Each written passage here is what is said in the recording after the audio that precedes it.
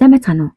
Өнөөдөр хэдүүлээ Роберт Гринийн хүний мөн чанарын хууль номын 5 дахь хууль болох шунан дурлах хуулийн тухай хамтдаа авч үзцгээе.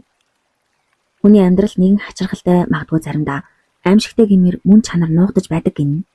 Бид өөрт байгаа бэлэн байгаа зүйлийг үл тоомсорлож харин хизээж гартаа оруулж чадхааргүй хуршгүй зүйлс рүү ухаангүйгээр шунан дурладаг. Бүр хамгийн хачирхалтай нь зарим хүмүүс зүгээр нэг ганц бие хүн биш. Харин айл хэдийн хүнийх болчихсон. Бүр бусдын ихнэр, бусдын нөхөр лөө илүү их татагдж, тэднийг булан авахыг нууцхан хүсэмжилдэг байна. Яагаад хүн төрлөختөн өөрт хамааралгүй хориотой зүйл рүү ингэж тэмүүлдэг юм бол? Роберт Гринийн зохиолч маань үүнийг хүний мөн чанарын хамгийн суур зан агаар гэж тайлбарласан байдаг байна. Бид бол нийгмийн амьтад. Бидний хүсэл тачаал хизээж дан ганц хувь хүнийх байдаггүй. Харин бусад хүмүүсийн юуг хүсэж, юуг үнэлж байгааг үргэлж тусгаж байдаг юм байна. Бусдын анхаарлыг татсан хин нэгний сонирхлыг айл хэдийн татчихсан тэр хүн эсвэл тэр объект бидний ухамсарт хамгийн үнцэнтэй хүсэмжид харагддаг байна. Энэ бол хүний доторх дарагдсан уран зөгнөл болон хүүхэд наснаас үүдэлтэй өрсөлдөх инстинкт юм аа. Энэхүү хууль нь хүмүүсийн сэтгэл зүйг ганц ч үг хэллэггүйгээр хэрхэн хөдөлгөх, хизээ ухрах, хизээ холдох тактикаар өөрийн үнцнийг хэрхэн өсгөх нууцыг дэлгэж өгдгөөрөө онцлогтой юм. За тэгэхээр бэлэн үү? 5 дахь хууль хүсэл тачаалын биешгүй объект болох нь шунхаарлын хууль. Бидний амьдралд хэтэрхий их байх бэлэн байдал болон байхгүй байх хомсдол гэдэг хоёр зүйл маш хүчтэй нөлөө үзүүлдэг. Хэтэрхий их нээлттэй байнга дэргэд байх нь хүнийг амьсгал боогдуулан уйдаадаг бол тодорхой хэмжээний нууцлаг хол байдал нь бусдын сонирхлыг асар ихээр өдөөдөг гин. Бид ухаангүйгээр үргэлж өөрт байхгүй зөвхөн өөрийнхөө төсөөлөлд ургуулan батсан тэрэл зүйлийг эзэмшихийг хүсдэг. Энэ бол хүний байгалийн мөн чанарын нэг. Тиймээс өөрийнхөө эргэн тойронд баг зэрэг нууцлаг байдлыг үүсгэж стратегийн үүднээс заримдаа холдож сургана. Тэгвэл хүмүүс таныг эргэж ирэхийг өгтлээ хүсэж таныг эзэмшихийг эрмэлзэх болно.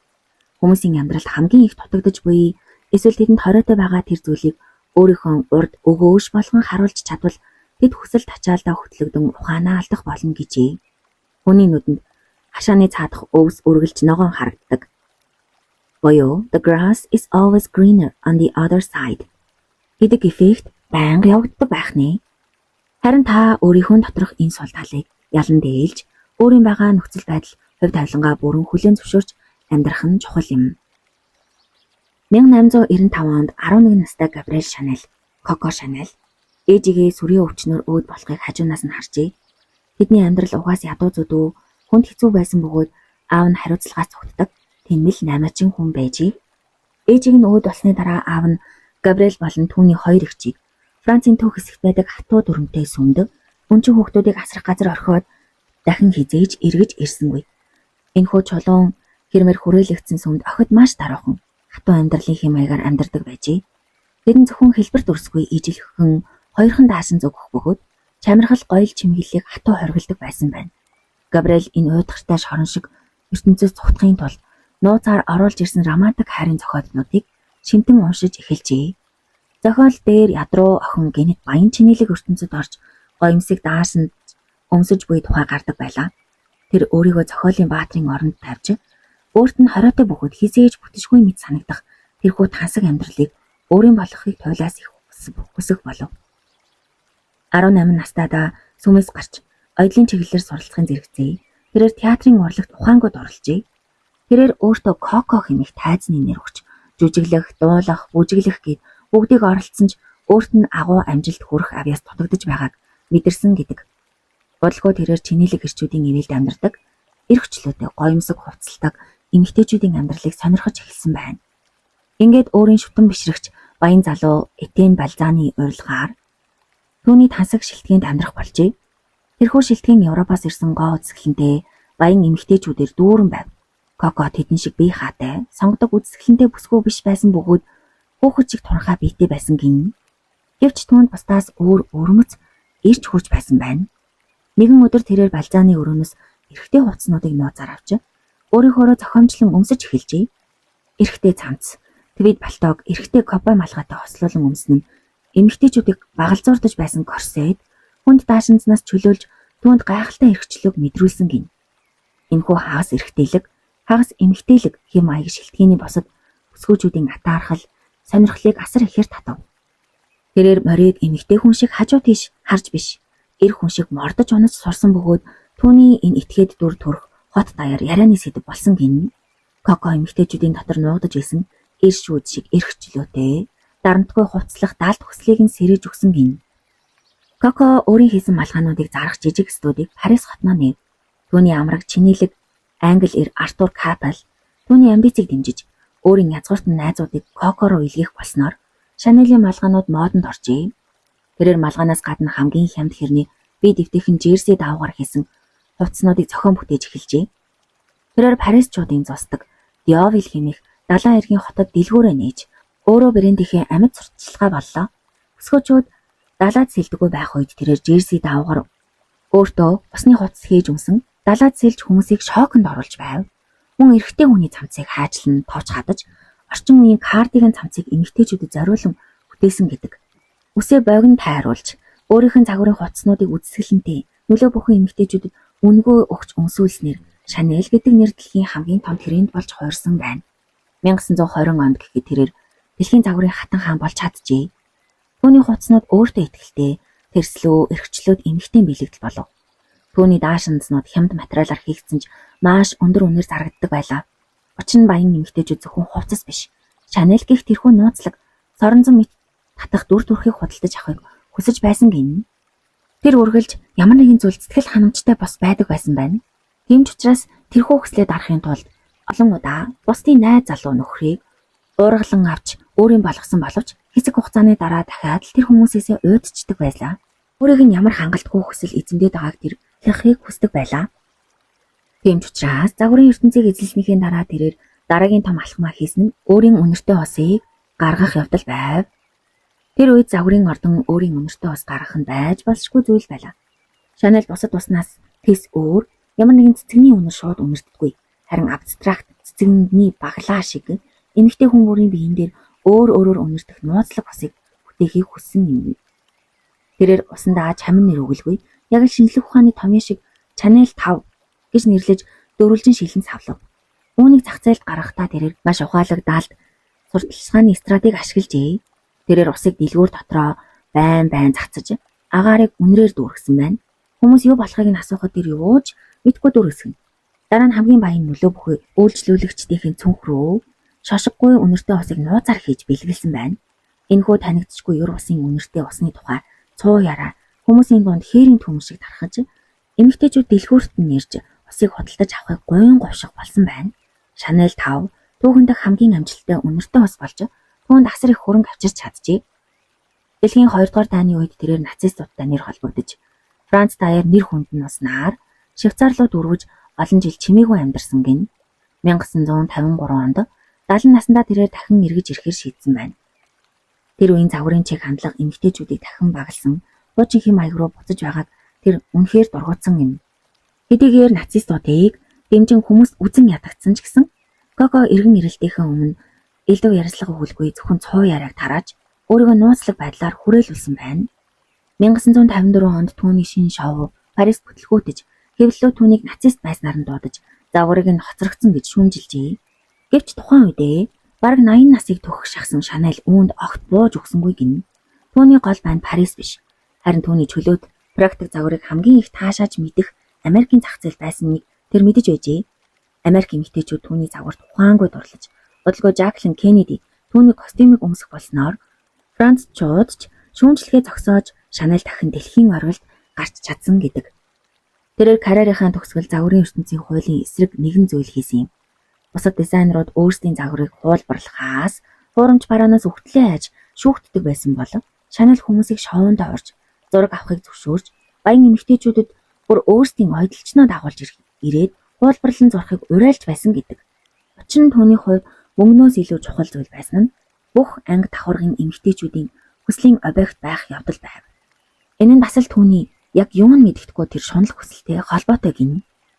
Энэ бол бага насандаа хайрлагдаж үзээгүй хаягдаж хоцорсон өнчин охины дэлхийн ертөнцөөс авсан хамгийн агуу бөгөөд төгс өшөө авалт байсан гэж зохиолч маань хэлжээ. Тэрээр сая эмэгтэйчүүдийг хувцлаж өөрийнхөө тамгыг дэлхий даяар үүрдүүлж чадсан нэгэн билээ. Коко Шанель зөвхөн хувцас ойд хүн байгаагүй. Тэр бол хүний сэтгэл зүйн мастер байжээ. Шанель маш хямд материалтай жерси даавуугаар дэлгүүрт байдаг жирийн малгай, энгийн цэцгсийн холцыг ашиглан дэлхийн хамгийн үнэтэй, хамгийн их хүсэмжит брендийг бүтээж чадсан нууц нь 3 тактиктай юм. Нэгдүгээр, нууцлаг байдлын манан үүсгэх. Шанелийн тактик. Тэр бага насныхаа ядуурл өмчин байдлын тухай хизээж хинт ч ярьдаггүй байсан байна. Түүний оронд өөрийнхөө өнгөрсөн түүхийг байнга зохиож, хоорондоо зөрчилдөг түүхүүдийг ярьдаг байсан тул яг аль нь үнэн бэ? Аль нь худлаа вэ гэдгийг хүмүүс мэдэх боломжгүй байжээ. Хүмүүс түүнийг яг хэн бэ гэдгийг хизээж тодорхой мэдэж чадаагүй гэдэг. Олон нийтийн өмнө гарах тоогоо хязгаарлаж хаяа таг алга болчихдог байв. Үнэртэй усныхаа жорыг хизээж задлаагүй бөгөөд Шанель брендийн логог хүртэл хүн бүр өөрийнхөө тайлбарлахаар утга учиртай зохиосон гэдэг. Хүмүүс бүх зүйл нь ил тод, нээлттэй ном шиг хүнээс маш хурдан ууддаг байна. Юун мэдэгдэхгүй нууцлаг байх тусам хүний тарих тэрхүү орон зайг өөрийнхөө төсөөлөн үлгэр домог мэтээр, коко мит их митээр дүүргэж улам их сонирхож эхэлдэг гинэ. Хоёрт нь хориотой тэрслүү өнгө айстай болгох. Тэр хувцснуудаа эр хүний шийдвэнгийн чөлөөтэй шинжийг оруулсан ч эмэгтэйлэг байдлыг нь гээгээгүй байна. Энэ нь эмэгтэйчүүдэд хүйсийн хязгаарлалтыг давж эрхчлөөтэй болж буй сэтгэл зүйн болон физикийн мэдрэмжийг өгсөн гинэ. Тухайн үеийн Францын хувцснууд хэтэрхий бариу корсет, өмсгөд хэцүү олон зүгээр тогтоодог хүнд хэлбэрийн малгай их митээрс бүрддэг байжээ. Харин түүний хувцснууд биеийн галбирыг чөлөөтэй хөдөлгөх боломж олгохын зэрэгцээ маш секси байв. Энэ хуучинсаг ээж нарын өмсдөг хувцас биш, харин залуу нас орчин үеийн шин давлгааны бэлэгдэл байлаа. Хүнд хориотой баг зэрэг дүрм зөрчсөн танил бос тэрслүү зүйл үргэлж соронц шиг сэтгэл татам санагддаг. Залуу үе үүнийг өөрийгөө илэрхийлэх талбар болгон шууд шүүрэн авсан гэдэг. 3. Хаа цагуу байгаа мэт сэтгэл төрүүлэх. Тэр өөрийнхөө хувцас загварыг хамгийн үзэсгэлэнтэй нөлөө бүхий эмэгтэйчүүд үнгүй өгч өмсөөлөн хамгийн том хүлээн авалтууд руу илгээдэг байсан гин. Тэн цугласан босод эмэгтэйчүүд Шанелийн хувцастай хүмүүсийг хараад би ил ганцаараа хоцорчлоо гэсэн өрсөлдөх хатаархах сэтгэлгээнд автдаг байна. Тэр шатгаа брендийг нь хуулбарлахыг зориуд зөвшөөрсөн нь брэндээ хаасайгүй харагдуулах гэсэн арга байсан гин. Хүн бусдын эзэмшсэн, бусдын хүсэмжлээд байгаа зүйлийг л дагаж хүсдэг байна. Хэрвээ ямар нэгэн зүйл хаасайгүй харагдаж хүн бүрийн ярианы сэдв болж байвал түүнийг заавал өөрийн болгох гэсэн гинжин мурвал chain reaction нэгэнд үүсгдэг гин. Хүмүүс танаас үнэн төрөх хэд ил тод байдлыг байнга шаардаж ярьдагч бодит байдал дээр тэд үүнийг хүсдэггүй байна. Тэд өөрсдийнх нь уйдгартай нэг хэвийн амьдралыг мартагнуулж төсөөллийг нь өдөөх, араас нь хөөцөлдөж хүсэж тэмүүлэх тэрхүү үлгэр болон уран зөгнөлийг үргэлж хайж байдаг. Хэрв та өөрийн карьер, контент, бизнес эсвэл хувийн нөлөөгөө агуу хүчтэй болохыг хүсэж ивэл дараах үнцгийн өөрчлөлтийг хийх хэрэгтэй болох нэ. Нэгдүгээр, өөрөөсөө босод руу анхаарлаа шилжүүлэх. Та өөрөө юу хүсэж, юунд чунаж байгаагаа бодохоо зогсоо гинэ. Үүний оронд бусад хүмүүст таны үзэгчдэд юу дутагдж байна? Тэдний дотор ямар дарагдсан хүсэл, биелээгүй уран зөгнөл байгааг олж хар гэсэн байна. Тэднийг гаднаас нь ажиглаж сур. 2. Мессежээ бүдэг нууцлаг үлдээ. Өөрийнхөө тухай эсвэл хийж буй бүтээлийнхээ бүх нууц, жорыг бүүд илэг. Төгс тодорхойлж, бэлэн хоол шиг өгөх хэрэгтэй. Хүмүүст өөрсдөө тааж мэдэх, дотроо ургуулan бодох, тайлбарлах орон зайг заавал үлдээгээрэй гэжээ. 3-т нь шинэлэг бөгөөд баг зэрэг хориотой элементийг шингээх гэсэн байна. Таны хийж буй зүйл, таны дүр төрх хэтэрхий уламжлалт томоотой байж болохгүй байх нь. Түүнд заавал ямар нэгэн шинэлэг урд өмнө нь байгаагүй. Дэвшилтэд бөгөөд хуучин дүрмийг зоригтой эвдсэн өнгө айсыг шингээж өгөх ёстой. 4-т нь атаархал ба хамтын хүслийг өдөх. Таны бүтээл эсвэл дүр төрхийг босод нөлөө бүхий хүмүүсийн хүсдэг хүмүүс хэрэглэж сонирхож байгаа мэт сэтгэлдлийг нийгэмд үүсгэе. Бусад хүмүүс түүнийг чинь хараад би үнээс хоцрох ёсгүй гэсэн өрсөлдөх сэтгэлгээгээр араас нь хөөцөлдөж эхэлнэ. Францын зохиолч Пьер Бомаршигийн хэлсэнчлэн би хүссэн зүйлээ авчихлаа. Би ядчгалтай байна уу? Үгүй, тийм биш. Юу дутагтаад байгаа юм бол хүсэлт ачаалаас ирдэг байсан тэрхүү амттай ориглоо мэдрэмж нь яагаад алга болчих вэ? Бид өөрсдийгөө хуурах хэрэггүй. Жинхэнэ таашаал хүсэл биелэхэд биш. Харин түүний араас хөөцөлдөхөд л оршдог юм байна гэж хэлжээ. Хүний хүсэл шунлын мөн чанар ийм л учраас та хүмүүс хүссэн зүйлийг нь бэлэн өгөх биш. Харин тэднийг араасаа тасралтгүй хөөцөлдүүлэх, тэмүүлэх тэрхүү сэтгэл зүйн тоглоомыг зохион бүтээгч нь байх ёстой гэнэ. Хүмүүсийн төсөөллийг тэтгэж тэднийг өдөр тутмын уйдгартай амьдралаас нь ангид авч явж чаддаг хүн хизээж Эрх мэдэл нөлөөллөө алддаггүй түүхэн баримтууд зөндөө байдаг бахны. Хүний байгалийн хуулиуд сэтгэл ханашгүй мөн чанар ба хүслийн гинжин орвол. Хүний төрөлхийн зан чанар одоогийн нөхцөл байдлаа амархан сэтгэл хандаггүй. Бидний доторх нэгэн гач гэмээр хүч ажиллаж ямар нэгэн зүйлийг эзэмших эсвэл хүссэн зүйлдээ хүрэх яг тэр агшинд оюун ухаан нь шин өөр зүйл рүү тэмүүлж үүнээс ч илүү авч чадна гэж төсөөлж эхэлдэг. Энэхүү шинэ объект биднээс хэдийн чинээ хол хуршгүй байна. Түүнийг эзэмших хүсэл төдий чинээ оргилдог гин. Үүнийг бид хашааны цаадах өвс, үргэлж ногоон харагддаг синдром гэж нэрлэж болно. Энэ нь оптик төөрөгдлийг сэтгэл зүйн хувирал юм. Хэрэг бид тэр өвс рүү эсвэл хүсэж байсан шинэ объект руугаа хитрхи ойртвол тэр нь үнэндээ тийм ногоон биш байсныг олж харна гинэ. Энэхүү хам шинж нь хүний байгальд маш хүн үндэстэй. Хуучин гэрээнд гардаг еврейчүүд Египтээс дөрвсөн түүх үүнийг гэрчлэнэ. Египтэд тэд боол байхдаа хүнд хэцүү амьдарч байсан ч Мосе тэднийг дагуулan цөлд гараад зовж эхлэхэд тэд гинэд Египтийн хуучин амьдралаас хангалзаж эхэлсэн байна. Бурхан Тэнгэрээс манна хэмээх хоол болгож өгсөн ч тэд үүнийг Египтэд иддэг байсан амтад тарвас, өргөст хэмэх махтай харьцуулан голж эхэлсэн гин. Улаан тэнгис хуваагдсан мэт агуу гайхамшгуудыг ч тэд амархан мартаж, алтан тоглол урлан шүтэж эхэлсэн. Тэд амьдралынхаа турш гомдлож Мосед эцэс дүүсгэлгүй толгойн өвчин үүсгэсэн байна. Цөлд төрсөн тэдний үр хүүхдүүд нь хүртэл дахин гомдлож эхэлсэн байдаг гин. Тэдэнд юу ч байсан тэд өргөлж Тэнгэрийн хаяаны цаадах илүү дээр зүйлийг мөрөөдөж байсан гэж Библиэлд гардаг. Энэ бол хүний мөн чанарын нэг хэсэг юм. Өнөөдөр ч бид бусдыг үргэлж биднээс дээр амьдарч байна гэж хардаг. Тэдний эцэг эх нь илүү халамжтай, карьер нь илүү сонирхолтой, амьдрал нь хялбар мэт санагдана.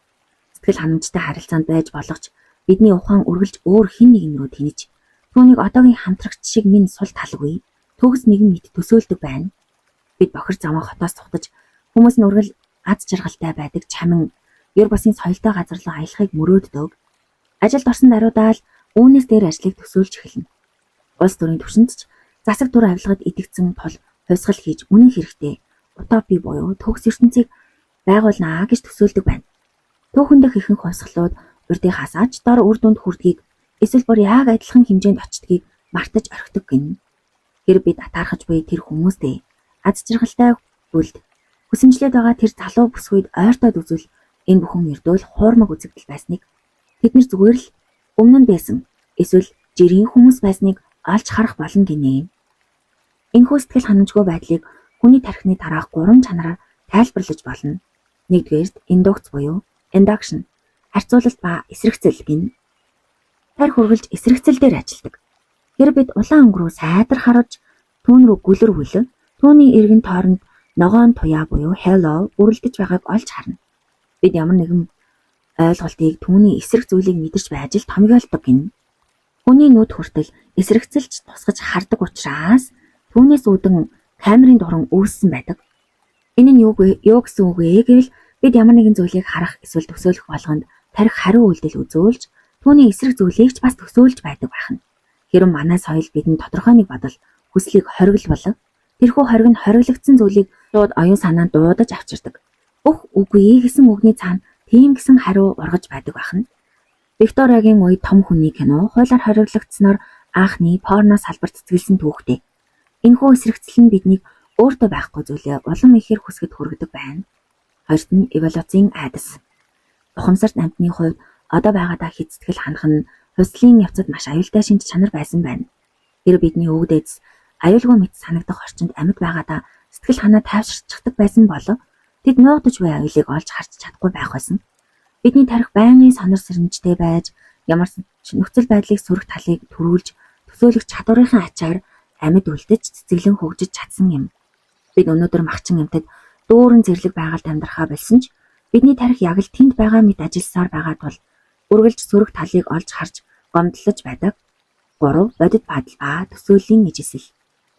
Тархины соронзон резонант томографи шинжилгээгээр хүн ямар нэгэн зүйлийг зүгээр л төсөөлөхөд тархинд үүсэж буй цахилгаан болон химийн идэвхжил нь тэр зүйлийг бодитоор туулж амьдрах үеийнхтэй ижил байдаг нь тогтоогдсон юм. Бодит байдал нь хатуу бөгөөд хязгаарлалт, асуудлаар дүүрэн байдаг. Бид бүгдээрээ үхэн, өдөр бүр хөгшин, амжилтанд хүрэхийн тулд маш их хөдөлмөрлөх хэрэгтэй болно. Харин бидний төсөөлөлд ямар ч хязгаар байхгүй. Бид төсөөлсөн зүйлийнхээ ачаар л бодит байдлын хатуу хүлээснээс нултарч асар их таашаал авч чаддаг байна.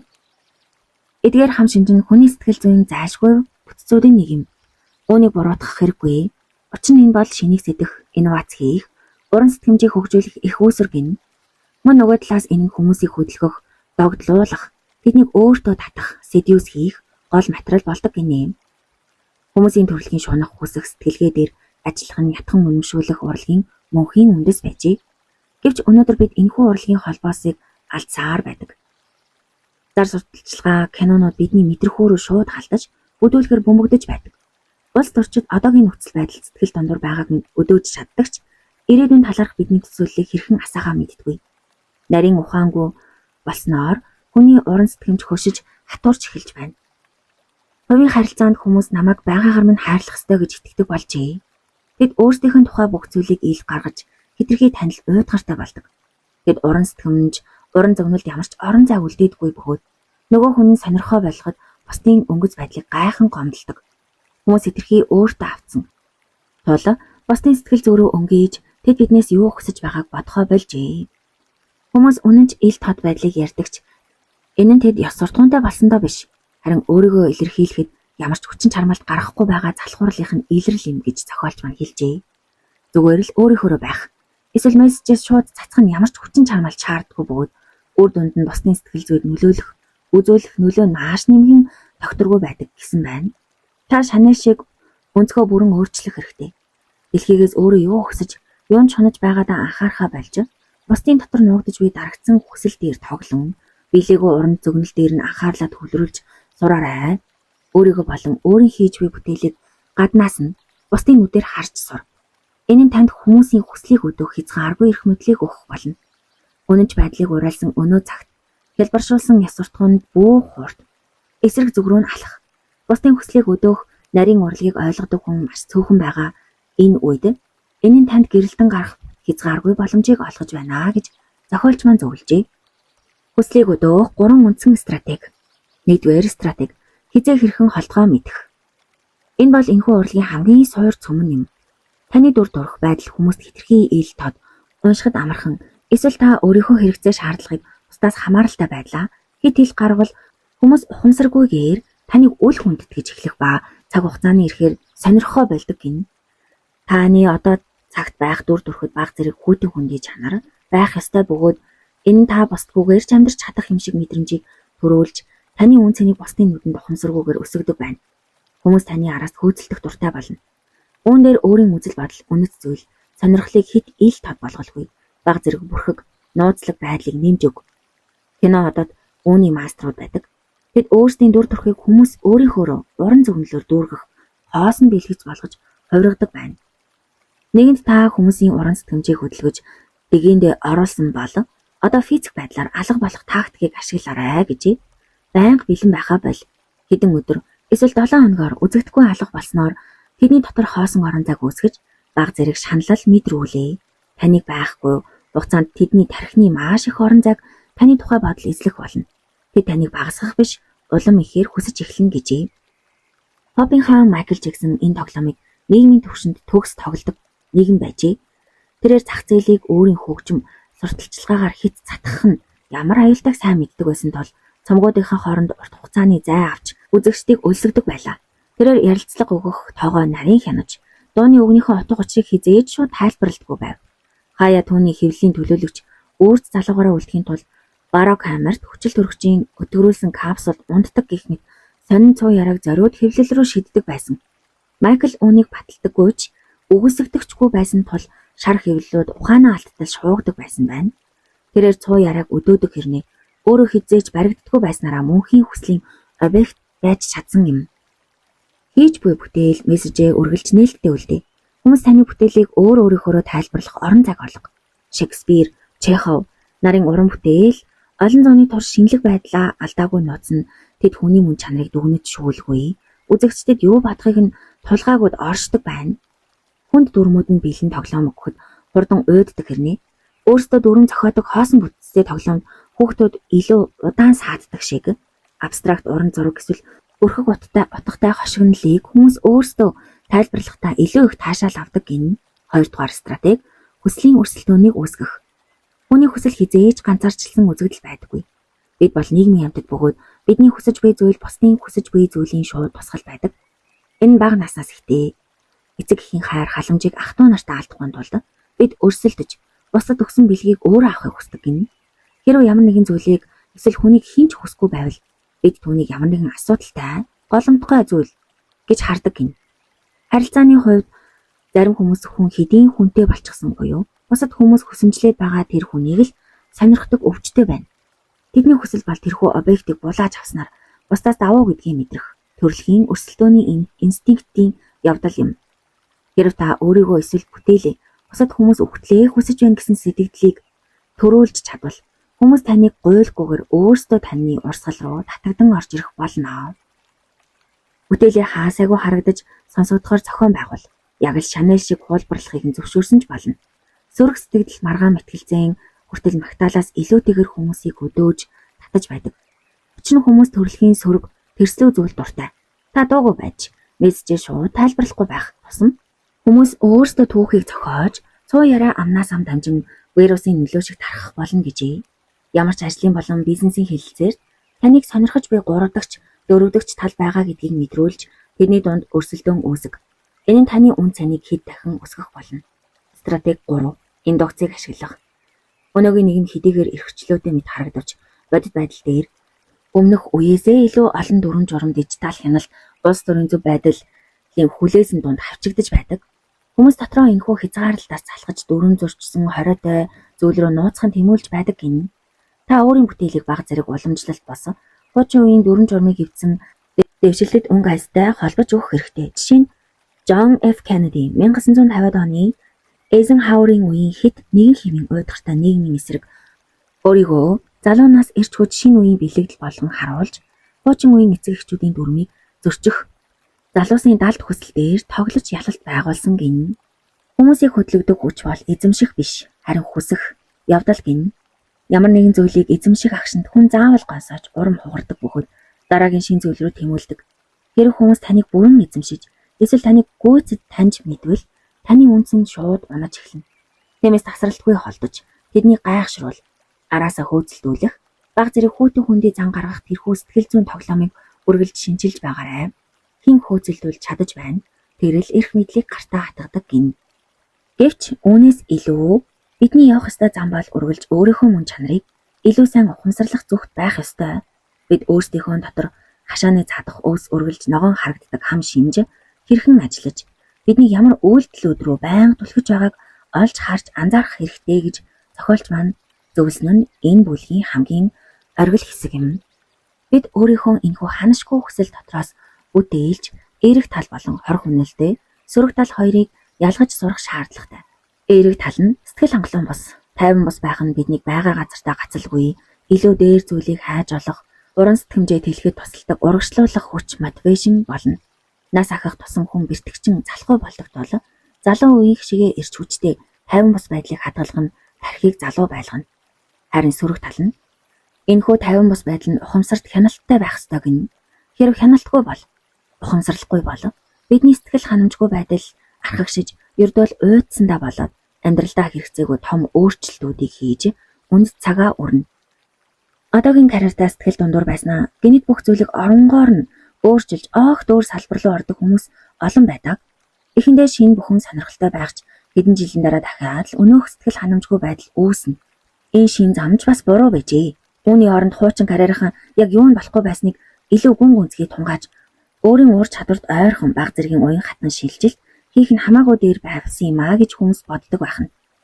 Харилцааны тал дээр ч гэсэн аваагүй байхад эхнэр сайхан, алаагүй байхад үнэг сайхан гэж ярьдагч яг авсны дараа тэр яг л нөгөө хүнтэй адилхан жирийн л хүн байсныг, жирийн л зүйл байсныг яг л хашааны цаадах ногоо илүү ногоон харагдсан боловч ойртод очихоор тийм ч ногоон биш байсныг та ойлгодог гин. Бид амьдралынхаа турш төгс эрэхтэй эсвэл эмэгтэйг хайсаар дуусч эцэст нь цор ганцаараа үлдэнэ. Дэлхий дээр төгс хүн гэж үгүй. Үүний оронд хажуудаа байгаа хүнийхээ сул тал дутагдaltaй эвлэрч түүнийг нь хүлээн зөвшөөрөх. Бүр сул талыг нь өөрийнх нь нэгэн өрмөц чамин шинж гэж харах нь илүү ухаалаг хэрэг гинэ. Өөрийнхөө ханашгүй хүслийг номготгож чадвал бид харилцааг хэрхэн авч явах, хэрхэн харилцан буулт хийх, компромайз хийх гэдэг хэцүү урлагт суралцж чаднаа. Амьдрал богинохон бидний энерги хязгаарлагдмал бусдын шунлыг хөдөлгөж буй тэрэнд зар сурталчилгааны араас сохроор дагалгүй өөрийнхөө жинхэнэ хүсэл хэрэгцээг таньж мэд үргэлж ирээдүйд ирэх илүү дээр зүйлийг хүлээж найдсаар амьдрахаа зогсоож одоо өөрт байгаа зүйл дээрээ хамгийн дээд түвшинд ашиглаж төвлөрч сурах хэрэгтэй. Зохиолч маань мөн алс хол руу биш хамгийн ойр байгаа зүйл рүүгээ тэмүүлж гэж зөвлөжээ. Хүний төрөлхийн зан чанар бидний оюун ухаан бодлыг одоо байгаа байдлаас үргэлж холдуулан одуулдаг. Та чамин хол газар руу аялахыг мөрөөддөгч хэрв тийшээ очивол та өөрийнхөө доторх өнөөх сэтгэл ханамжгүй уйдгартай сэтгэлгээнээсээ салж чадахгүй. Түүнийгээ хамт чирч очино. Та өдөр тутмын амьдралтай чинь ямар ч холбоогүй хагас дутуу өнөө хоосон онол зохиолуудыг уншиж буран зөвнөлөөд хичээхийг хичээдэг. Гэвч энэ бүхэн хоосон хүсэл танд хизээж жинхэнэ сэтгэл ханамжийг өгөхгүй. Харин ч дараагийн хоосон зэрэглээг араасаа дагуулна гин. Эцсийн дүндээ та өөрийнхөө дотоод ертөнцөөс хизээж зогтож чадахгүй. Нөгөө талаас бодит байдал таныг дуудаж байна. Алс холын зөвлөлт биш. Хамгийн ойр байгаа зүйлд ухаан бодлоо зориулах нь огт өөр агуу мэдрэмжийг өгдөг байна. Эцсийн дүндээ таны хамгийн ихээр хүсэж шунах ёстой цорын ганц зүйл бол бодит байдалтайгаа тогтоох илүү гүн гүнзгий харилцаа гин. Энэ танд дотоод тайвшрал, төвлөрөл болон амьдралыг боддоор өөрчлөх практик хүч чадлыг авчрах болно. Гүн ухаантан Артур Шопенгауэр харилцааны хувьд маш гашуун боловч үнэн сургамжийг үлдээсэн байдаг. Танилуудаа эрэгтэй эмэгтэй ялгаагүй.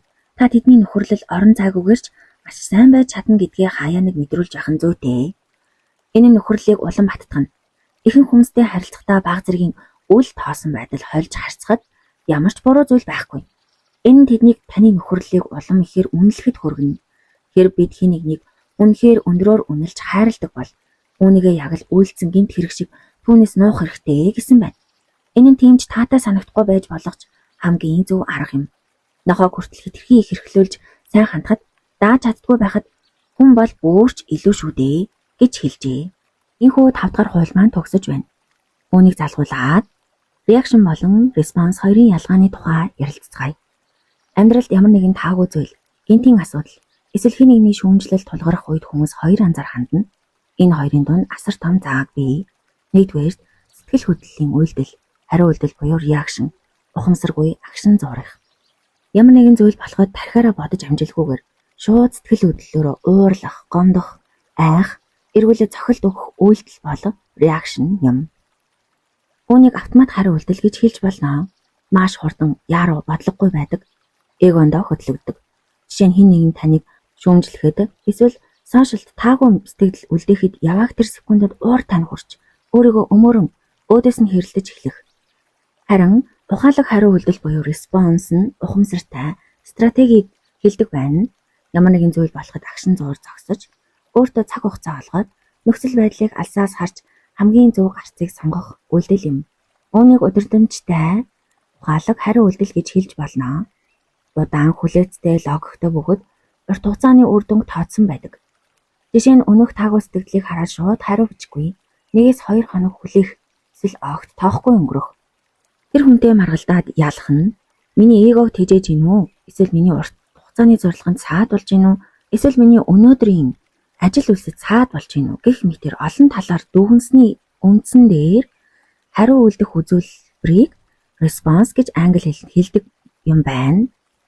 6 дугаар хууль руу орохын өмнө энэ response болон reaction хоёрын ялгааг ойлгох нь маш чухал юм.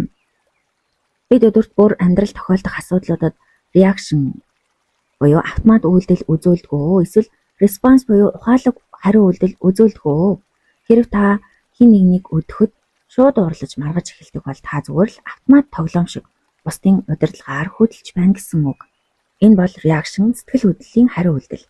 Энэ хариу үйлдлийн нэр томьёо маань 6 дугаар хууль дээр маш их гарах болно. За ингээд 6 дугаар хууль алсын хараагаад хэлэх нь богиноос харах хууль. Хүний амьдралд одоо цагт нүдэнд харагдаж чихэн сонсогдож буй зүйлс хамгийн сүүлийн үеийн мэдээлэл трендүүд, эргэн тойрны хүмүүсийн үзэл бодол, хамгийн дуулаантай үйл явдлууд хамгийн хүчтэй нөлөө үзүүлдэг. Энэ бол бидний доторх амьтанлаг зан чанарын илрэл юм. Чухам үүнээс болж бид хурдан хугацаанд хялбар аргаар мөнгөтэй болно гэсэн хуурамч амлалт өгөөшнүүдэд амархан хурдна. Мөн одоо үгсээд би нөхцөл байдалд хэд хөөрөх эсвэл гинтийн сандрал паникт автах зэргээр үргэлж хитэрсэн реакшн буюу хариу үйлдэл үзүүлдэг байна. Хүмүүсийг тэдний алсын хараа хэр зэрэг өргөн эсвэл явцаа байгаагаар нь дүгнэж сур. Үйлдэлийнхээ үр дагаврыг олж харж чадахгүй. Үргэлж одоо цагтаал сэтгэл хөдлөлийн хариу үйлдэл үзүүлж амьдардаг хүмүүсээс хол бай. Тэд өөрсдийнхөө энэхүү докторгүй эрчим хүчээр таныг ч бас халдваржуулах болно. Таны нүд үргэлж шууд нүдэнд харагдахгүй байгаа үйл явдлуудын цаадах том трендүүд алсын чих хандлага дээр төвлөрөх ёстой гэж зохиолч манд зөвлөжээ. Алс эдийн зорилгоо хизээж бүүгээ. Алсын хараатай байж чадвал танд ямар ч зорилготой хүрэх төвчээр тод ухаан үүсэх болно. 1719 оны 100 Английн өмнөд тэнгисийн компанийн захирлуудын нэг Джон Плант Парисаас ирэх мэдээг төвшөөртэйгээр ажиглаж байв. Франц улс Шотланд гаралтай Джон Логийн байгуулсан Миссисипи компанийн ачаар эдийн засгийн асар том тесрэлт хийж байлаа. Францчууд бүх анги давхаргаараа тус компанийн хувьцааг авч гинт баяжцгааж байсан бөгөөд энэ үед миллионер саятан гэдэг үг анх үүсжээ. Ядуу гуталчны хүү боловч асар их амбицтай Плант үүнд туйлаас атаархаж байв. Хэрвээ энэ хэвээр үргэлжилбэл Франц дэлхийн санхүүгийн төв болж Англиг сүрүүлэх аюултай байлаа. Тэр үед Европт хувьцаат компаниуд газар авч уламжлалт газар эзэмшихээс илүүтэйгээр хувьцаагаар татваргүй хурдан мөнгө олох нь модонд ороод байв. Плант Францын энэ амжилтыг дарах, Английн түүхийг өөрчлөх илүү том, илүү гайхалтай төлөвлөгөө бодож олжээ. Өмнөд тэнгисийн компани нь угаас Английн засгийн газрын үрийг удирдах, хариуд нь Өмнөд Америктэй хийх худалдааны монопол эрхийг авах зорилгоор байгуулагдсан ч бодит байдал дээр ямар ч худалдаа хийлгүй зөвхөн засгийн газрын талд банк шиг ажилдаг байв. Плант 1-р Жорж хаан болон хамгийн нөлөө бүхэн язгууртнуудыг компанийнхаа хөрөнгө оруулагч болгож чадсан байлаа. 1719 оны 10-р сард Плант Английн засгийн газрын олон жилийн дайн самуунаас үүссэн асар их өр болох 31 сая фунт стерлингийг өөрийн компани дээр бүрэн шилжүүлж авах санал хаанд тавьжээ. Төлөвлөгөө нь маш энгийн хэрнээ солиотой байлаа. Компани энэхүү 31 сая фунтын өрийг хувьцаа болгон хувьчилж олон нийтэд зарнаа. Нэг хувьцаанд 100 фунтын өртөө тэнцэнэ. Засгийн газарт мөнгө зээлдүүлсэн хүмүүс өрийн бичгээ өмнөд тэнгисийн компанийн хувьцаагаар сольж авах бөгөөд хувьцааны үн өсөх тусам хүмүүс баяжиж өр нь баялаг болон хувирах байв. 1-р Жорж хаан эхэндээ энэ санхүүгийн нэр томыг ерөөсөө ойлгоогүй ч өрнөөс өгтлээ байдаг байсан тул Плантын урам зоригтой ярианд автаж төслийг бүрэн дэмжив. Плант лобби хийж парламентын гишүүдэд компанийнхаа хувьцааг урьдчилан үнэгүй шахуу тараснаар 1720 оны 4-р сард хуулийн төсөл батлагджээ. Хууль батлагдсан дараа Лондоны арилжааны гудамж хүмүүсийн хөдөлгөөнд бүрэн төгжирч хувьцааны халуурал дээд зэгтээ хүрв. Анх язгууртнууд соён гэгэрүүлэгчид ирж хувьцаа авдаг байсан бол удалгүй агуу эрдэмтэн Сэр Исаак Ньютон хүртэл өөрийн хадгаламжаасаа 7000 фунт стерлинг хөрөнгө оруулалт хийжээ. Ньютон хэсэг хугацааны дараа үн хэд өсгөд хувьцаагаа зарж мөнгөө 2 дахин их өсгөж авч чадсан байна. Гэвч Өмнөд Америкийн уул уурхайн баялагын тухай цуу яриа тарамагт солиорол бүх нийтийг хамарсан байна. Хөдөөний тариачид насан туршийн хадгаламжаа ухан хот руу явуулж Хатан хааны авхаанаар жүжигчин хүүхнүүдтэй мөр зэрэгцэн хувьцааны очирт зогсож эхэлсэн байна. Хувьцааны үн 100 фунтаас 300, улмаар 400 фунт болон өсч чаджээ. Лондон хот тэр чигтээ баяжсан хүмүүсээр дүүрж зарц нар нь ажлын хаян өөрсдөө хувийн сүүх тэрэг хөлөглөж нэгэн жүжигчин бүсгүй бүр асар их мөнгө олсон тул үзэгчдээ баяртай гэж хэлхийн тулд театрт бүхэлдэн түрээсэлж тоглолтоо хийсэн байв. Джонатан Свифт найздаа бичсэн загталтаа. Лондонд хүмүүс ямар шашинтай байна вэ гэж асуухад өмнөд тэнгисийн хувьцаа гэж хариулж байна. Английн бодлого, худалдаа, бизнес бүгд зөвхөн өмнөд тэнгис болжээ хэмээн гайхан бичсэн байдаг гин. Джон Плант хувьцааны үнийг зориуд улам өсгөхийн тулд хүмүүст маш уян хатан зээлийн нөхцөл санал болгож эхэлжээ. Хувьцааг авахын тулд ердөө 20% урьдчилгаа төлөхөд л хангалттай байсан бөгөөд 6 дугаар сар гэхэд хувьцааны үнийг 1000 фунт гэсэн одон орны тоонд хүргэж ердөө 10% урьдчилгаа авч байлаа. Хаан тунд барууны тэмэх хэрхэн хүртээж Плант Английн хамгийн нэр хүндтэй хүн болсон байна. Гэвч Плантын урьдчилан харж чадаагүй асуудлууд араараасаа ундарч эхэлсэн асуудал болсон юм. Өмнөд тэнгисийн компанийн амжилтыг хараад хүмүүс мөнхийн хөдөлгөөрт дугуй бүтээх гэх мэт утгагүй залилангийн шинжтэй олон зуун шинэ хувьцаат компаниудыг байгуулж эхлэв. Хүмүүсийн бэлэн мөнгө тийшээ урсаж эхэлсэн тул Бланд парламенттай хамтран өөрийнхөө компаниас бусад бүх зөвшөөрлгүй хувьцаат компанийг хориглосон тэрхүү хөөсний хуулийг батлуулсан гин. Энэ хууль түүнийг сүрэл рүү хөтлөв. Бусад компаниуд хуулиар хоригдмогц тэнд мөнгө алдсан мянган хүмүүс зээлээ төлөхийн тулд Өмнөд Тэнгисийн компанийн хувьцааг яаралтай зарж эхэлжээ. Үүний зэрэгцээ Францын Миссисипи компани хөөс хагарч Францын эдийн засгийн хямрал орсон мэдээ Лондонд ирэв. 8 дугаар сарын сүүлээр хувьцааны өмнө огцон унаж эхлэхэд Бланд сандарч хүмүүсийг тогтоохын тулд зул сарын баяраар 30%, дараа нь бүр жил бүр 50% ногдол ашиг өгнө гэж амлажээ. Сэр Исаак Ньютон хүртэл энэ амлалтанд хууртаж дахин хувьцаа худалдаж авсан гин. Гэвч хүмүүс гинт нойрноосоо сэрэг шиг болов. Өмнөд Америкт ямар ч худалдаа хийгээгүй бодит хөрөнгөгүй энэ компани яаж ийм их ногдол ашиг тараах вэ? Ид шидгэж бодож байсан зүйл нь ердөөл асар том луур байсныг ухаарсан хүмүүс хувьцаагаа цаас болгохоос өмнө алтан зоос болгохоор зэрэг уралдсанаар 9-р сард бүх нийтийн паник үүслээ. Английн төв банк бэлэн мөнгөний нөөцгөө болж бараг тампуурлаа зарласан гин. Мянган хүн насан туршийн хадгаламж хөрөнгөө алдаж англи даяар амиа хорлтын давлгаа үүсв. Тэдний дотор Блантын төрсөн ач хүү Чарльз Блант хүртэл алдагдлаа мэдээд хоолоогоо хэрчиж амиа хорлсон аимшигтгүй хүртэл байжээ. Сэр Исаак Ньютон энэ лувраар 20,000 фунт стерлинг алдсан бөгөөд үүнээс хойш банк санхүү гэдэг үгийг сонсохоор л би нүддэг болсон гэдэг. Ньютон хэлэхдээ би Тэнгэрийн эрхсийн хөдөлгөөнийг тооцоолж чадахч хүмүүсийн солиорлыг тооцоолж чадахгүй юм байна гэсэн алдартай үгээ үлдээжээ. Бланд өөрөө гудамжинд алуулчих тийм аюултай байдалд орсон тул Лондонгоос зогтжээ. Парламент түүний бүх хөрөнгийг хураан авч тэрээр амьдралынхаа эцсийн өдрүүдийг баад хэмээх жижиг хотод маш ядуухан өнгөрүүлжээ. Тэр үнэхээр л өөрийнхөө хүснээр түүхэнд нэрээ үлдээж болж чадсан юм. Гэхдээ хүн төрөлхтний түүхэн дэх хамгийн утгагүй бөгөөд хамгийн хорлонтой санхүүгийн луурыг зохион бүтээгч гэдгээрээ өөр нэрээ мөхөлжээ. Тайлбар: Жон Бланд урд нь үргэлж бодит хөрсөн дээр ажилладаг, гэр бүлдээ хөрөнгө хуримтлуулах ганцхан зорилготой хатуу бизнесмен байв. Гэвч 1719 оны зун энэ бодит хүн нэгэн төрлийн халууралд автжээ. Парис дундаж францчууд гинт баяжиж буй дүр зургийг уншаад тэрээр ухаанаа алдсан байна.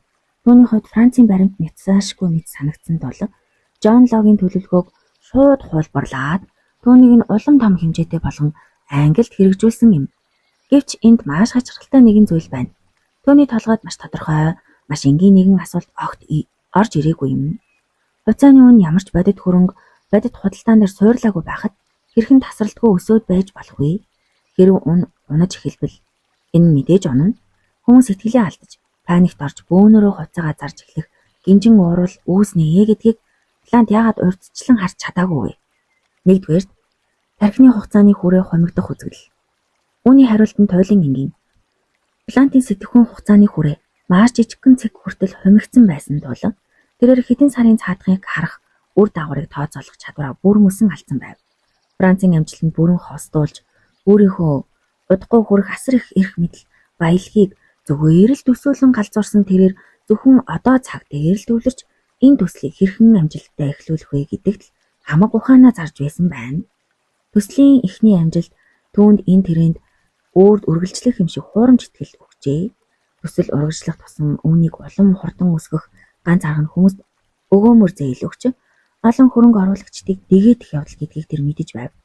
Энэ нь усан онгоцыг улам аюултай бөгөөд докторгүй болгож нэг асуудлыг шийдэх бүрд хэд хэдэн шинэ аюул ар араасаа гарч ирж байлаа.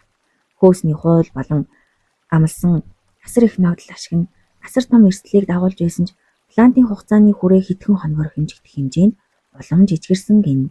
Ердөөл энэ усан онгоцыг дахиад нэгэн хоног жигүүлчихгүй бариад байвал дараа нэг шинэ шийдэл олчихноо гэж тэр бодож байсан гин. Эцэст нь түүнд ямар ч хугацаа үлдсэнгүй. Хоёрдугаарт Мас солиорол ба Исаак Ньютоны уналт. Хүмүүс өөрсдийн үйлдэл болон түүний үр дагаврын хоорондын холбоог таслах үед тэд бодит байдлын мэдрэмжээ алддаг бөгөөд энэ нь цааш явсаар солиорол болон хувирдаг гинэ. Блантыг эзэмсэн өнөөх солиорол удалгүй хаан, парламент, улмаар эрүүл ухаанаараа алдартай бүхэл бүтэн англи үндэстнийг халдваржуулж орхив. Англичууд эргэн тойрныхон хүмүүсийг асар их мөнгө олж байгааг харамгц энэ төсөл гарцаагүй амжилтанд хүрнэ гэдэгт сохроор итгэж хэдэн сарын цаадхыг бодох чадвараа тэд ч бас алдцгаажээ. Төрөлхийн логик сэтгэлгээний туйл, сууд эрдэмтэн Сэр Исаак Ньютонд юу тохиолдсныг хардаа. Эхэндээ тэр ч гэсэн энэ халууралд автсан боловч 7 хоногийн дараа логик тарих нь төслийн цорхойг олж харан хувцаагаар зарсан. Гэвч түүний дараа бусд хүмүүс түүний олсон 14,000 фунтаас хамаагүй илүү мөнгө хийж баяжиж байгааг нь харах нь түүнийг дотроос нь тайван байлгасангүй. Сэтгэлэн зовсон Ньютон 8 дугаар сар гэхэд л хөрөнгө оруулалт хийх хамгийн буруу, хамгийн аюултай цаг үед дахин хуцаа худалдаж авахар эргэж оржээ. Агуу Ньютон хүртэл ердөө ганц өдрийн цаадахыг сэтгэх чадвараа алдсан байна шүү дээ. Лондоны арилжааны гудамжийг харж байсан Голландын нэгэн банкер энэ дур зураг яг л солиотой хүмүүсийн орогнох газараас бүх галзуу хүмүүс нэгэн зэрэг оргоод гараад ирчихсэн юм шиг харагдаж байна хэмээн уулга алдаж байжээ. 3. Амьтанлаг чанараас ангижих нь дээрээс харах өнцөг. Бид хүмүүс учраас үргэлж одоо цагтаа амьдрах хандлагатай байдаг гин. Энэ бол бидний мөн чанарын амьтанлаг хэсэг юм. Бид хамгийн түрүүнд нүдэнд харагдаж, чихэнд сонсогдож буй үйл явдлын хамгийн дуулаамтай, драматай хэсэгт хариу үйлдэл үзүүлдэг. Гэвч бид зөвхөн өнөөдрөөрөө амьдардаг амьтад биш. Хүний бодит амьдрал өнгөрсөн цагийг багтаадаг бөгөөд өнөөдрийн үйл явдал бүр өмнө нь болсон ямар нэгэн зүйлтэй түүхэн шалтгаанд холбоогоор гинжлэгдсэн байдаг. Мөн энэ нь ирээдүйн цагийг багтаадаг. Бидний өнөөдөр хийж буй үйлдэл бүр ирээдүйн олон жилүүдэд үргэлжлэх үр дагаврыг ар араасаа дагуулна. Бидний эргэн тойронд үргэлж одоо цагтаа сохроор сэтгэл хөдлөлийн хариу үйлдэл үзүүлж биднийг өөрийнхөө тэрхүү хуйлрал руу татан оруулдаг хүмүүс дүүрэн байна. Залжин борлуулагчид, улс төрчид хүний зан чанарын энэхүү сул тал дээр тоглож хялбар ашиг, хоромхон зургийн таашаалаар биднийг хуурнаа. Үүнээс аврагдах цорын ганц өрөндөх бол үйл явдлын шууд урсгалаас өөрийгөө таслан авч өөрийнхөө өнцгийг дээрээс харах буюу elevated perspective төвшөнд сургах явдал юм гин. Хэрэв Плант ердөө хэдхэн сар хүлээж чадсан бол Франц дахь Жон Логийн төсөл хэрхэн нуран унахыг харах байсан бөгөөд Англи бас тэрхүү аимшигт сүрлээс аврагдах байлаа. Ийм эрүүл ухаан тэнцвэр байдал хүний дотроос аяндаа бий болчихдоггүй гинэ. Энэ бол асар их хичээл зүтгэлээр олж авдаг хүчин чадал бөгөөд хүний мэрэгэн ухааны хамгийн дээд оргил юм. Бид бүгд амьдралдаа дараах нөхцөл байдлуудтай гарцаагүй тулгарч байсан. Хэрэгтэй хүн маань бидний дуудлагад хариу өгөхгүй байхад бохондож улам илүү шахаж шаарддаг. Гэвч хэдэн 7 хоногийн дараа өнөөхөн зүгээр л ажлын ачаал дарагдсан байсныг мэдэж хүлээцгүй зангаасаа болж хүнтэй холбоотноо түлхснээ ухаан гимждэг. Ямар нэгэн асуудал тулгархад хитрхи яарч шийдвэр гаргаснаар нөхцөл байдлыг улам дордуулж орхино. Гэтэл тэр асуудал тийм ч яралтай биш байсан бөгөөд бидэнд ердөө л бодит мэдээлэл дутагдж байжээ. Амьдралд шинэ хүн гарч ирэхэд түүний шинэлэг ирч хүч дур булаан занд нь хуурдан шууд найзалдаг. Гэвч цаг хугацаа өнгөрөхөд өнөөх хүн амьдралыг чинь сүрүүлэгч, нийгмийн эсрэг гажигтай хүн байж ч болдог бөгөөд сэтгэлийн шархаа эдгээхэд олон жил зарцуулна. Жохон зай барьж ажигласан бол аюулын дохой буюу red flag-суудыг эрт харах байжээ. Үүнээс үзвэл бид одоо цагт дотор амьдарч байхдаа амьдралыг дээрээс харах буюу том зургаар нь харах өнцгөө бүрэн алддаг. Цаг хугацаа өнгөрөх тусам шинэ мэдээллүүд тодорч үнэн ил болно. Цаг хугацаа бол бодит байдлыг нэгж хамгийн агуу багш юм аа. Үүнийг харааны нэгэн сонирхолтой үзэгдэлтэй харьцуулж болно. Уулын биелд өтгөн ой модон дотор байхдаа бид эргэн тойрноо зөв баримжаалж газрын зургийг гаргаж чаддаггүй. Зөвхөн нүдний чинь өмнө байгаа модыг л харна.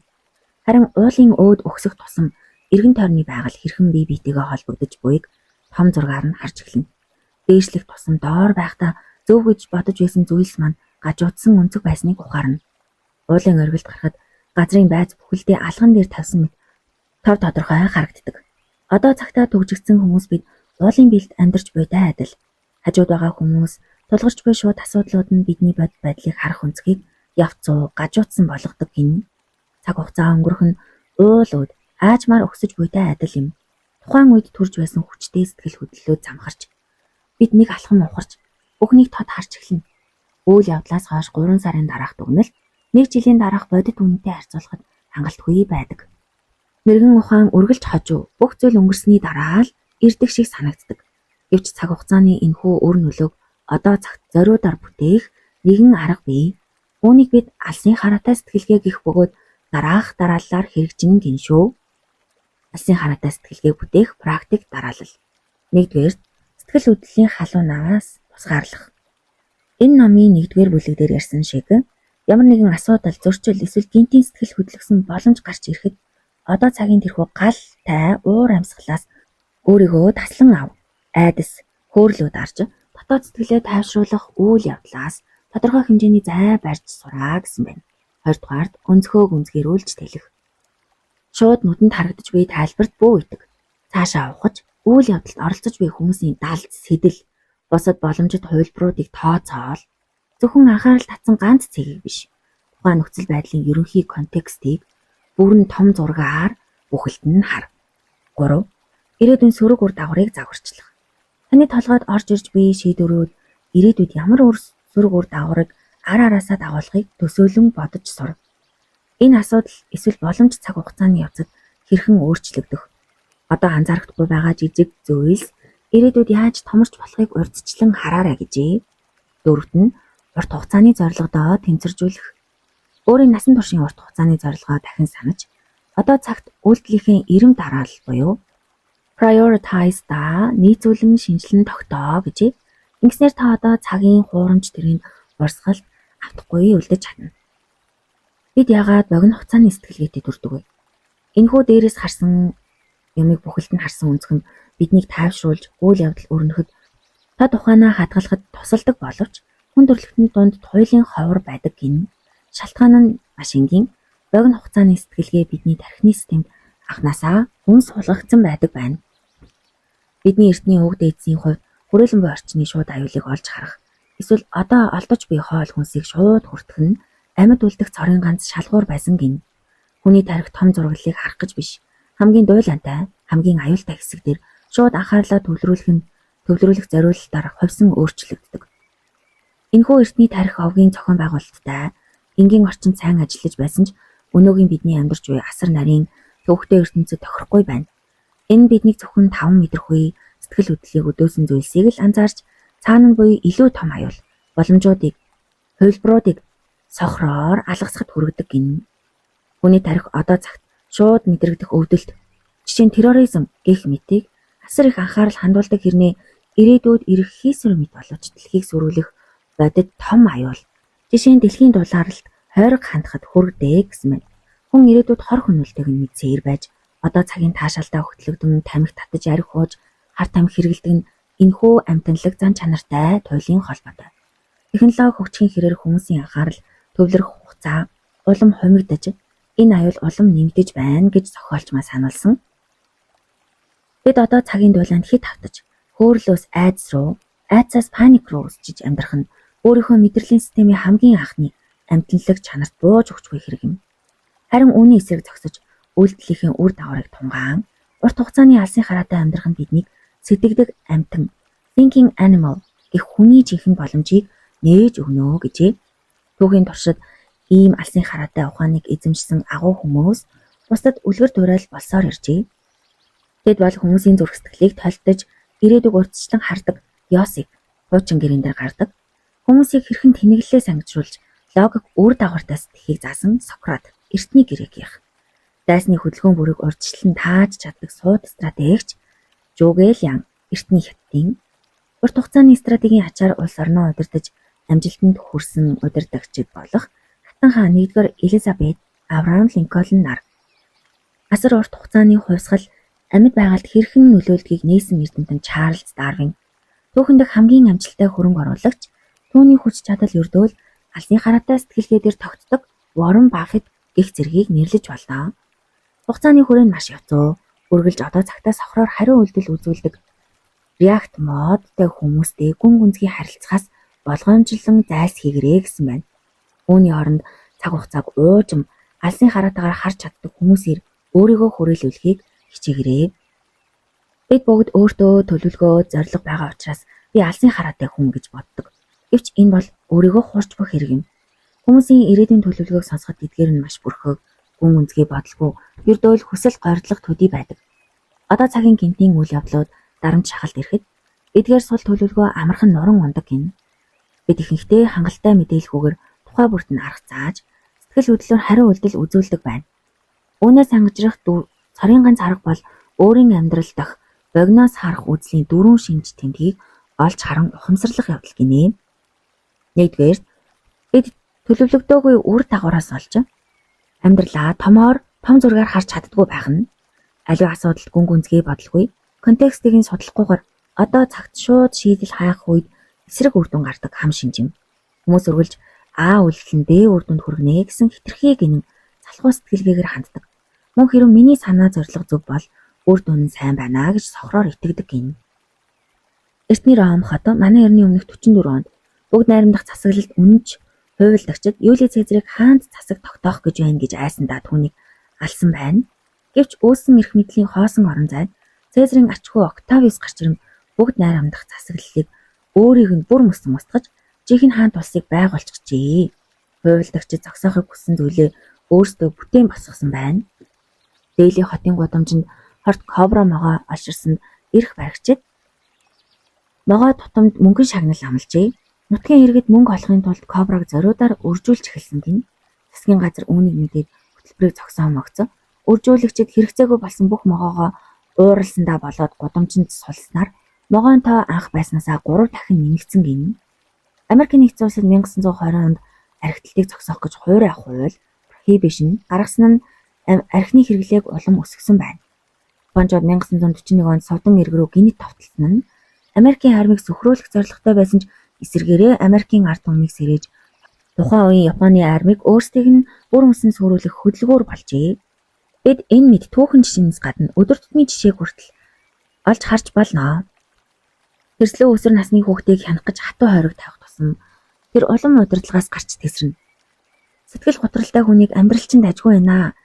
Ядчил нар мандаж байна шүү дээ гэж тайвшруулах гэж оролдох нь түүнийг улам дордуулж өөрийнх нь сэтгэл хөдлөл буруутай мэт мэдрэмж төрүүлдэг байна. Эхнэр нь нөхөртөөгөө татансах гэж өдөржин юу хийснийг нь байцаах нь нөхөр нь түүнийг халдлага гэж үзэж улам татгшоогоо хаагддаг гэх мэт юм. Ертөнц олон хүмүүс асар нарийн төвхтэй.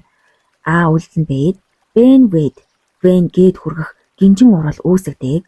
Энэ урсгалыг бүрэн зураглах боломжгүй ч гэсэн алсын хараагаа уул ууд бага зэрэг ахиулж гаргаж болох хамгийн илэрхий сөрөг үр дагавруудыг өөрийнхөө хэмжээнд хэд хэдэн алхмын цаатахыг төсөөлж сурахыг хичээгээрэй гэсэн байна. Энэ нь бас л яг л булчин шиг дахин давтсаар ивэл илүү том зургийг харж чаддаг болно. Заримдаа хамгийн мэргэн сонголт бол юуч хийхгүй хүлээх байдаг. Байгууллагууд стратегийн багтаа заавал нэг с жигт болгоомжтой үнийг тавьж бүх эрсдлийг урьдчилан тооцоолж авах хэрэгтэй гинэ. Хоёрт нь тактикийн там. Та хэд хэдэн жижиг тэмцэл хэрүүл маргаанд утгалцсан байдаг. Юунд ч хүрэхгүй байгаа мэт хэрнээ айл хэдийн асар их хугацаа эрчим хүчээ зарцуулчихсан тул бууж өгөхийг гарц гэж үздэг. Энэ үед та өөрийгөө урт хугацааны зорилгоо бүрэнгээж зөвхөн өөрийн эгогоо хамгаалах, миний зөв гэдгийг батлахын төлөө тулалдаж эхэлдэг гин. Гэр бүлийн хэрүүл маргаан үүний тод жишээ нь. Зорилго нь харилцаагаа засах биш. Зөвхөн өөрийн өнцгөө нөгөө хүндээ тулгах болон хувирдаг. Хүний тарих уг нь стратегийн зорилттой хідэн нүүдлийн цаатахыг тооцоолох боловч тактикийн тамд унсан үед та үргэлж бусдын үйлдэл сэтгэл хөдлөлд хариу үйлдэл үзүүлж нэг байрандаа тойрсоор дуустдаг гин. Эдгээр жижиг тулалдаануудаас төр болон бүр мөсөн ухарч эгогоо тайвшруул. Маргаанд үгээр яллаа гэд урт хугацаанд юу ч хүрэхгүй гэдгийг өөртөө сануул. Үгээр биш үйлдэлээрээ ял. Амьдралынхаа үнэт зүйлс нэн тэргүүний зорилтуудыг, prioritize-уудыг шатлалыг дахин тодорхойл. Хэрэв тухайн тэмцэлд үнэхээр чухал бол тайван ухаанаар стратегийн дагуу хариу үйлдэл үзүүлээрэй гэж зохиолч маань хэлжээ. Стратегчид үргэлж тактикчдыг ялдаг гин. 3 дугаарт цахим урсгалын халуурал. 1929 онд Wall Street-ийн хямралын өмнө хүмүүс хувьцааны үнийг секунд тутам бүртгэдэг ticker tape хэмээх төхөөрөмжийн соронзон чимээд донддог байсан гин. Өнөөдөр бидэнд тэр төхөөрөмж байхгүй ч гэсэн түүнийг орлох минутын мэдээний давтамж, сошиал медиагийн трендүүд, утасны мэдээллийн бин гэсэн чимээ бий. Энэ нь тархинд масруулах бодис шиг нөлөө үзүүлж бидний бодит хугацаанд бүх зүйлтэй холбоотойгоо байгаа мэт хуурамч мэдрэмж өгнө гэсэн мэт. Энэхүү нервтэй хүлээцгүй байдал бидний анхаарал төвлөрөлтийг attention span-ыг устгаж сэтгхүйг гажуулдуулдаг гин. Бизнес эсвэл улс төрийн өнөөдрийн микро трендүүд нь цаана хэдэн сарын хугацаанд өрнөх макро трендүүдийн дотор явж байдаг. Тэрхүү урт хугацаанд аливаа хөрөнгө оруулалт стратегийн бодит хүч болон сул талыг ялган харуулдаг. Гэтэл хүмүүс өнөөдрийн ганц снапшот буюу агшны зураглалд автан хэд хөөрөх эсвэл хэд паникт орж шийдвэр гаргадаг байна. Иргэний дааны үед Америкийн ерөнхийлөгч асан Линкольн том зургаар нь харж хойд тал хүн хүч нөөцөрөө гарцаагүй ялна гэдгийг мэдэж байв. Ганцхан аюулын цаг хугацаа байлаа. Түүнд армаа бэлдэх, зөв генералуудаа олох хугацаа хэрэгтэй байсан ч богино хугацааны ялалт ирэхгүй байсанд хойд талынхан паникт орж Линкольныг чадваргүй гэж зэмлэн бууж өгөх гэрээ хийхийг шаардаж байв. Үргэлж хэвлэл мэдээлэл олны шахалтанд байсан ч тэрээр төвчээртэй хүлээсний эцэст 1863 онд Геттисбург болон Виксбургийн ялалтууд ирж түүнийг суудах хатан гэж хилцгээж эхэлжээ. Гэвч дараа нь айрам дахин гацалтанд ороход хүмүүс дахиад сандралд орж түүнийг үзэн ядаж эхэлжээ. Линкольн нэг удаа бууж өгөх тухайд загтал бичсэн ч тэр шөндөөл үүнээсээ ичид загтлаа шоргуулганд нуусан гэдэг. 7 хоногийн дараа Атланта хотыг эзэлсэн мэдээ ирж түүний зөв байсан нь батлагдсан юм. Төвчээр бол дасгалжуулж болдог болчин. Линкольны жишээг дагаж ямар нэгэн асуудал тулгархад хурдыг сааруулж нэг алхам ухарч шийдвэр гаргахаас өмнө 1-2 хоног хүлээж сураа гэсэн байна. Чухал асуудал тулгарх бүрт урт хугацааны зорилгоо санаж талуудын бодит хүч болон сул талыг хоёулангийн хөндлөнгийн нүдээр үнэл. Энэ тод ухаан нь эргэн тойрны хүмүүсийн сэтгэл хөдлөлийн савлгааг төвсрлөх хүч өгөх ба цаг хугацаа таны зөв байсныг батлнаа гэдэгт итгэлтэй байгаарай гэжээ. 4. Олон доторх төөрөгдөл. Та өөрийн ажлын нарийн төвхтэй байдалд харагдаж бүх зүйлийг хянах гэж хамаг деталь мэдээллийн урсгал донд живж буй хам шинж юм аа. Моддыг хараад ойг олж харахгүй байна гэдэг шиг та өөрийн тэргүүлэх чиглэлээ нэн тэргүүний чухал зорилгоо бүрэн алдсан байна. Аль факт нь илүү чухал, аль нь детальд хандуулах ёстой вэ гэдгээ мэдхээ байжээ гэсэн санаа юм. Испанийн хаан 2 дугаар Филипп Испаний засгийн газрын бүх бичиг баримтыг өөрөө уншиж бүх зүйлийг хяналтандаа байлгах донтой нэгэн байв. Тэрээр Эскерал дахь шинэ ордныхон жорлонгуудыг галтгооны өрөөнөөс яг ямар зай байрлуулахыг хүртэл өөрөө шийдэж шашны цэцгэлтнүүдийг ямар цолоор дуудахыг өдөржин тунгаадаг байсан гинэ. Гэвч тэрээр улс орны аюулгүй байдал тагнуулын чухал мэдээллүүдийг анхааралгүй орхидог байжээ. Туркийн армийн сул талын тухай баахан тайлан уншаад дайн зарласан ч тэр нь 18 жил үргэлжилж Испанийг санхүүгийн сүрэлд хөтлсөн байна.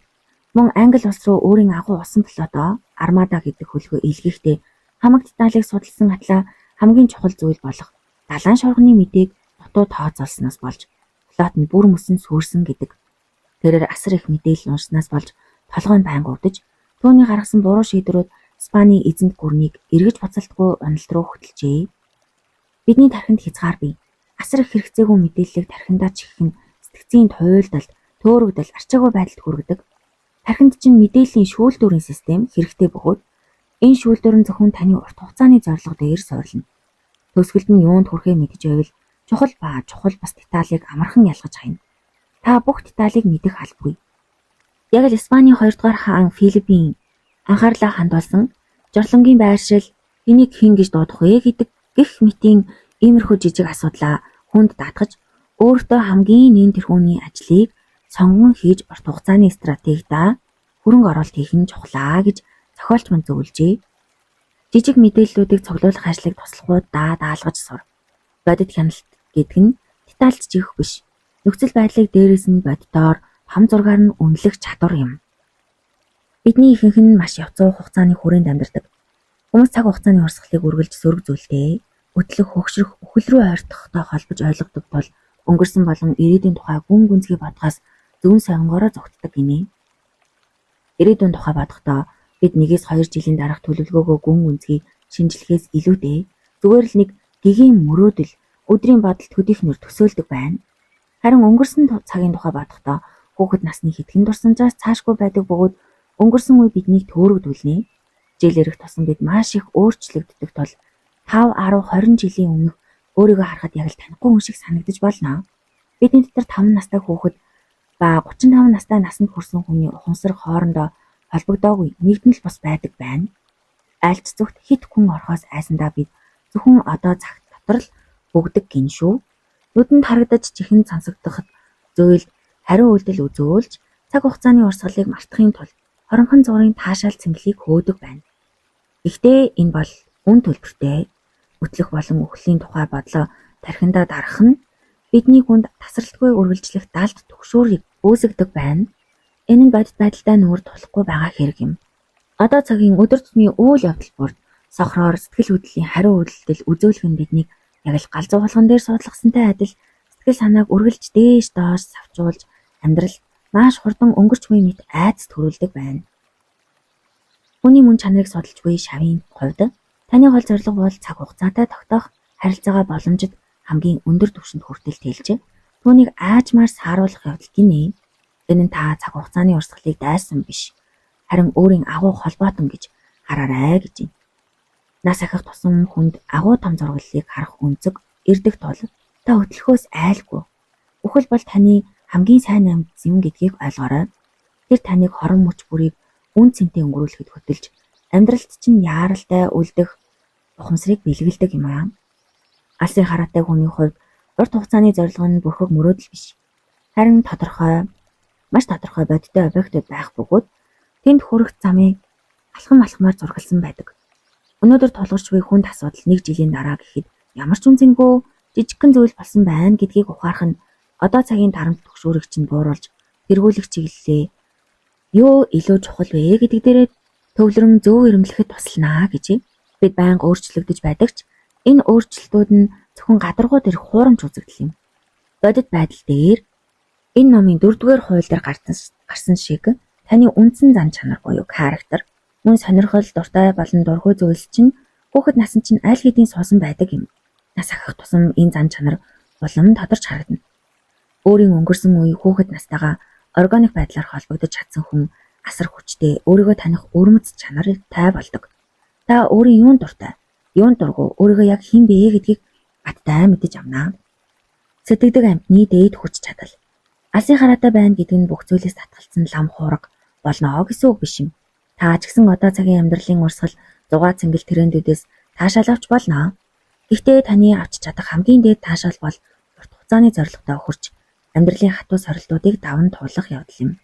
Цаг хугацаатай тогтоосон энэхүү уужим тэлсэн харилцаа танд дараах өөрчлөлтийг авчирна.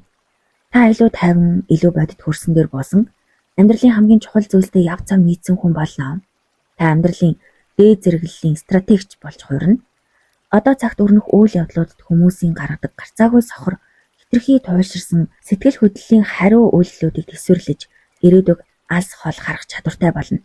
Энэ бол хүн төрөлхтний дөнгөж ашиглаж эхэлж буй хамгийн дээд даалт хүч чадал мөнөөс мөн өдөр хоногуд хизээж мэдэж чадахгүй тийм олон зүйлийг урт жилүүд бидэнд зааж өгдөг.